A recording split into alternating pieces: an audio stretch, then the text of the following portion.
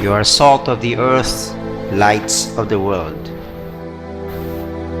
What could this phrase or phrases mean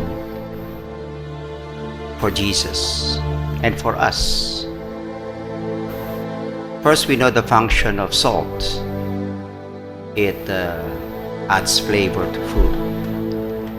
We know the function of light, obviously.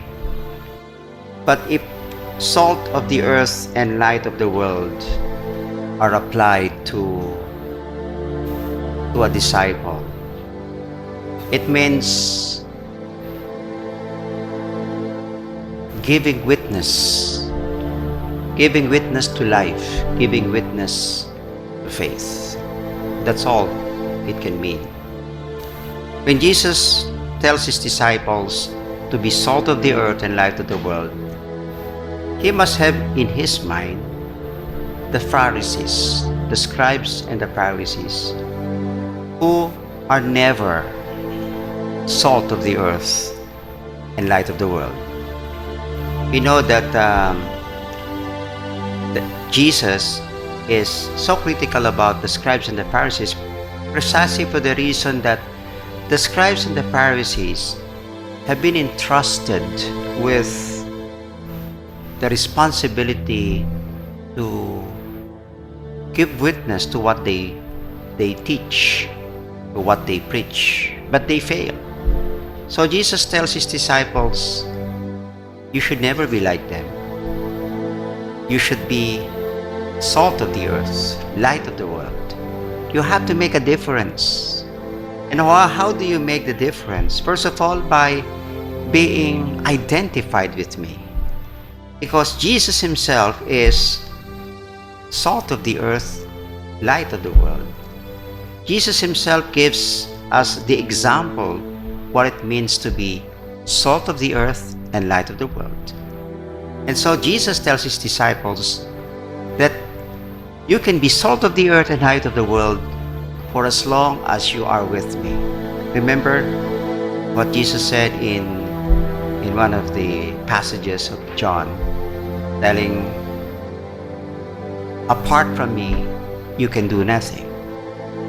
So our identification with Jesus qualifies us to be salt of the earth and light of the world. We cannot be salt of the earth and light of the world by ourselves.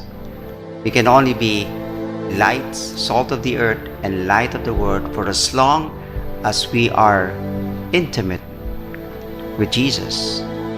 Last Sunday, we celebrated the solemnity of the Corpus Christi. And Jesus tells us about He being the bread of life. Whoever eats my flesh and drinks my blood will have life with me, will share with me eternal life. And that life that Jesus is telling is precisely the life that we all want to live, we all want to share. Let us always be reminded that we have a responsibility to become salt of the earth and light of the world. In simple terms, very simple. Are people happy when we are around?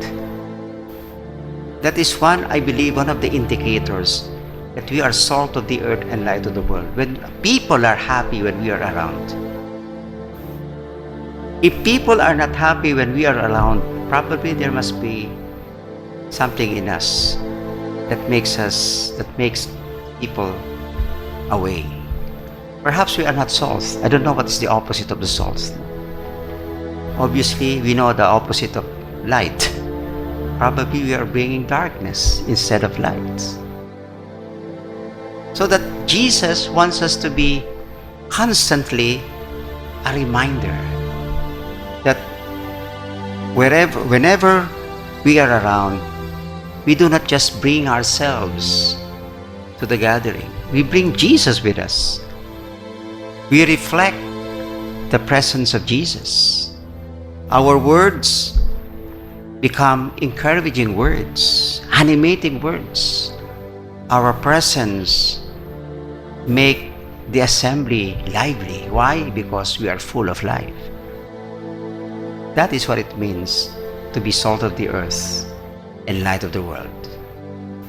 In the Eucharist, we experience Jesus as being the salt of the earth and light of the world.